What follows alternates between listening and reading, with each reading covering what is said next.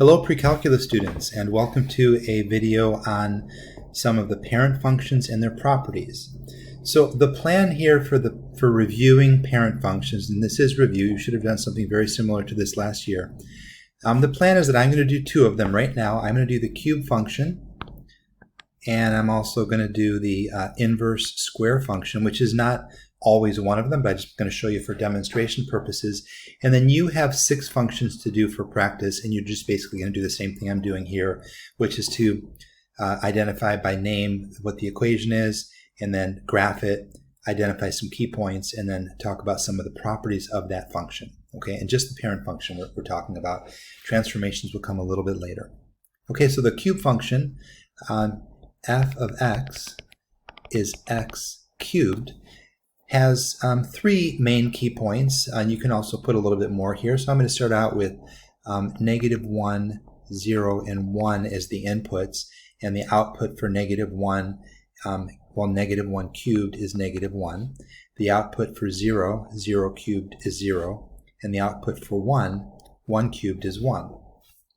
Now this is fine as long as you know what the shape of the graph is. Let's just graph these points. I'm just going to, I guess I'll plot them in blue. So we have 0, 0, we have 1, 1, and -1, -1. The problem is, if you don't know the shape of the function, that these 3 points don't really cut it, because this could be a linear, this could be an identity function. If you look at the ordered pairs, each one of them has the identical x and y, so that's the identity function. You'll be doing that one. This could also be the cube root function. So if you think about the parent cube root function, if we took the cube root of -1, it's -1. The outputs are the same for these 3 points. So we're going to add a -2, and we're going to add a +2, just so we can get a better idea of the shape. And this is going to be off the chart already, I think. Let's see what happens. So -2 cubed is -8. +2 cubed, 2 times 2 times 2 is 8. So let's go over to 2 and up 1, 2, 3, 4, 5, 6, 7, 8. It's just barely on there. And then down 1, 2, 3, 4, 5, 6, 7, 8. I think it's right there.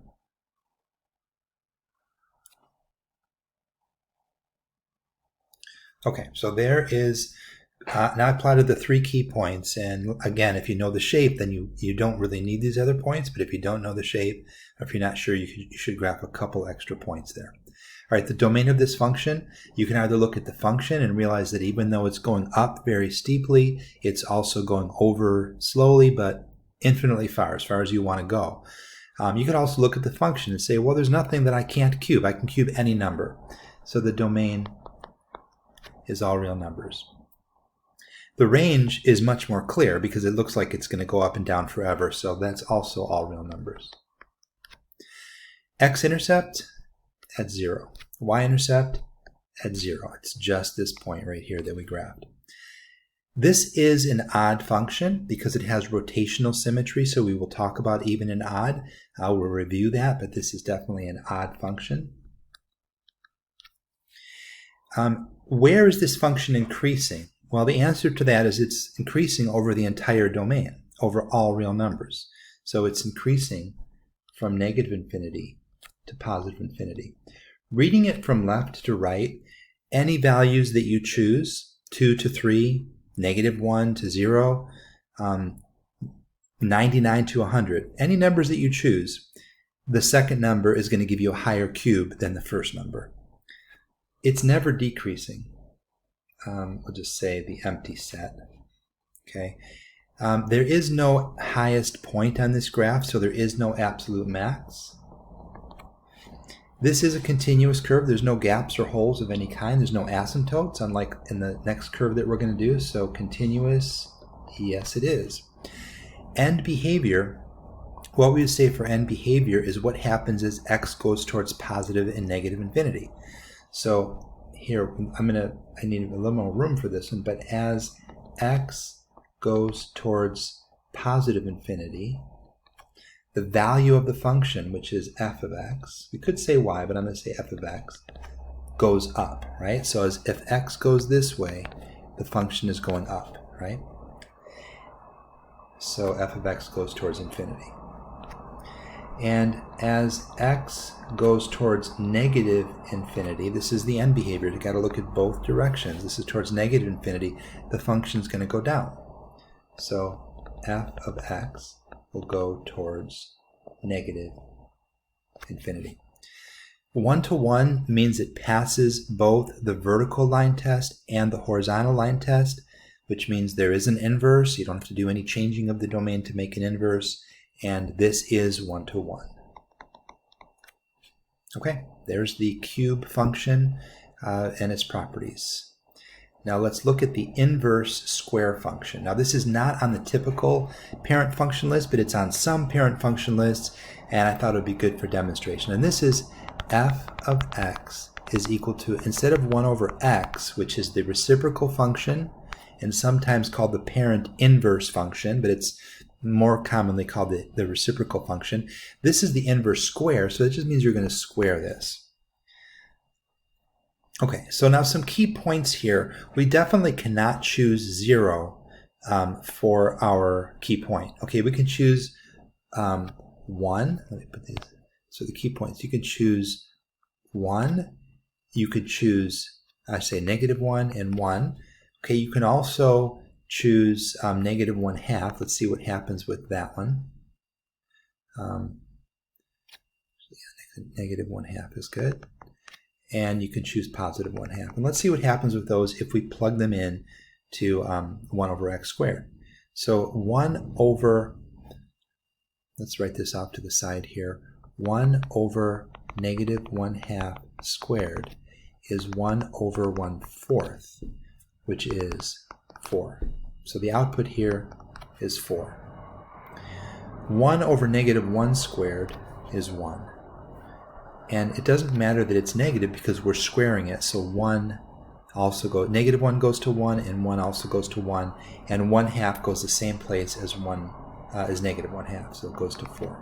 So let's plot these and see if that's enough to get the feel for what's happening. So we have -1/2.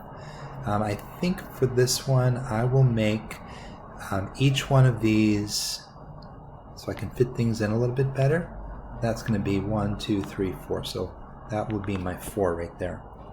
And then -1, -2, -3, -4, 1, 2, 3, 4, 1, 2, 3, -4.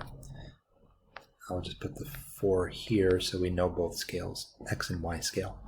Okay, so -1/2, 4 is right there. -1, 1 is right there. 1, 1 is right there. And 1/2, 4 is right there. Okay, so what's another good point to pick here? How about, what if we picked 1, if we picked 2? For 2 and -2. So -2, we would get 1 over -2 squared, which is 1 over 4, and 2, which we get also 1 over 4. So we've got 2, which is right here, 1/4, something like that. -2, which is right here, also 1/4, something like that. Now, is there a number that we could pick that would get us to a negative output? And the answer is no. You can't have a +1 over a positive number, because once you square it's going to be positive. So a positive over a positive is always positive. And so we're looking at an asymptote here. So let's just kind of draw an asymptote. Let me make sure that okay, that's good. So let's just draw a horizontal asymptote and also a vertical asymptote right here, because we already determined that we can't, I think I'm going to make this a little bit thicker. We already determined that we can't use 0 as an input because it would make a 0 in the denominator. Okay, so now the function is going to approach that asymptote. It's going to go something like this. Up here, down here, and then up here, and then down here. Approaching the asymptote. It should be getting closer and closer, but it's hard to show that on this scale. Okay, so what's the domain? Domain is everything except for 0. So we're going to say it goes, there's two branches here, there's two intervals that are defined, and that's going to go from negative infinity to 0. So negative infinity to 0, not including 0 because there's an asymptote and it's undefined there, unioned with 0 to infinity. The range is just everything up in quadrants 1 and 2, so it's just going to be positive stuff, so it's going to go from 0 to infinity, not including 0 because there's an asymptote there. X-intercepts, none. Y-intercepts, none. This has reflection. This is a reflection over the y-axis, making this an even function. This function is increasing, going from negative infinity to 0, and then once you pass 0, it's constantly decreasing. So it's going up as you move closer to the x-axis, and then it's going down as the y-axis, and then it's going down as you move away from the y-axis. So this function is increasing from negative infinity to 0, and it's decreasing on the other side of the y-axis, so from 0 to positive infinity. There is no absolute max or min, and this function is discontinuous because it's got an asymptote that breaks it into two pieces, so this is not continuous. The end behavior as you go towards positive infinity, so as x goes towards positive infinity, f of x goes up, so it goes also towards positive infinity. I'm just going to put a plus in here to emphasize. And then as x goes towards the negative, so as you're going here, it's going towards, sorry, it's not going up, it's going down. So as x goes towards infinity, the function is getting closer and closer to the x-axis. As it goes towards negative infinity, it's getting closer and closer also to the x-axis. So these should both be negative. So negative infinity, and here f of x goes towards negative infinity for both. This function is not invertible because it fails the horizontal line test. It is a function because it passes the vertical line test. It is not an invertible function because it fails the horizontal line test. So this is a no. Okay, so I tried to pick a couple functions that were different from each other. You get an idea, and you're going to do the reciprocal function, and you're going to do 5 others for your practice. Okay, I hope you found this video helpful.